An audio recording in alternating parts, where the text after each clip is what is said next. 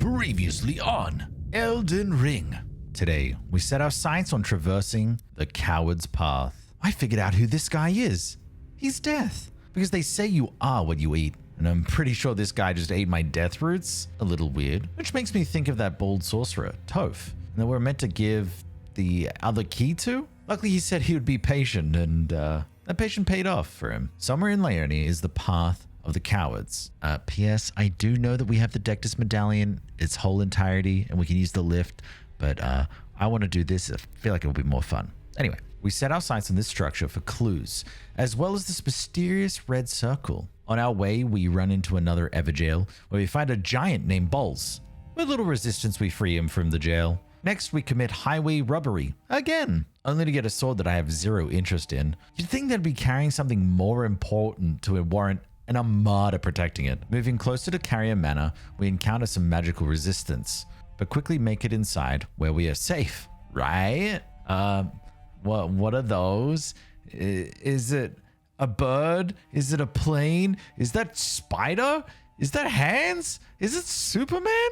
All I know is that I don't like it, and neither did chat. After slaughtering hordes of hand spiders and ghost enemies, we fight the Royal Knight Loretta, who has almost no chance against Carrot. Remember, mages are weak to his handsomeness and earthiness. After making swift work of Loretta, we move on to the Three Sisters area, where a dragon is hiding out. Well, time to add another dragon heart to my collection. Or the dragon could mysteriously disappear into the ether, never to be seen again. We get our first introduction to our future wife, Rani, who asks us to follow her. Obviously, we say yes. I never thought I'd see Carrot simp for a mage. After our heart-fluttering meeting with the gorgeous witch, the surrounding area was all cliffs with nowhere to go. So it was time to check out our second waypoint and hope this was the Path of the Cowards. Rani would be so proud of Carrot. With scaffolding found and a few lifts, climbing the side of the mountain to the Altus Plateau, I believed we had found the Path of the Cowards. After climbing, lifting, and tunneling through some pretty easy stuff, we finally come to the Guardian between the Coward's Path and Atlas, a lava-spitting enemy, the magma worm Makar. Lots of helping was asked for. Help! Help! Help! With little help offered, we dodged the lava and patiently whittled his health down to zero. Now with access to the Atlas Plateau, Carrot could face the next demigod on his list, Radahn. But in Critic Zeus fashion, nothing is linear for him. We must explore, which turned out to be quite a profitable idea since we found the unsightly catacombs, which played a cruel trick on Carrot, and a duo boss resided there, which was quite an annoying pairing. The perfumer, if not killed immediately, will buff the warrior, turning it from an easy fight to a difficult one. With a failure in the first run, the second was much cleaner. We picked up the loot, which was useless to us, then we continued our exploration of the area. We stumbled upon the Sage's Cave, which was a treasure trove of loot. Holy chests. And you know me, I love me some chests. All this excitement for chests was soon squashed when I went to fight the enemy and he wasn't even there. Oh, no, okay. This guy is invisible. He's using the forbidden jutsu. Now you see me, now you don't. With ripples in the water indicating his location, it was still very tough to pinpoint a place to hit him. Luckily, we only take one death here.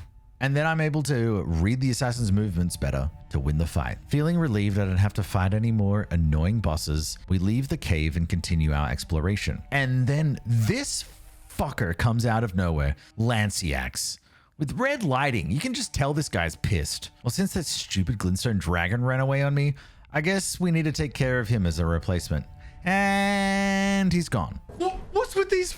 what the hell is going on, man? Even more annoyed now at those damn fleeing dragons. Well, maybe they all had like a meeting to go to. We come across an Everjail that has a nasty surprise in it. If you thought it was a dragon, you'd be wrong. It's Godric. He gives us a little bit of a walloping, but unable to defeat Carrot, we take the win. Finally, an enemy who doesn't just run away halfway through.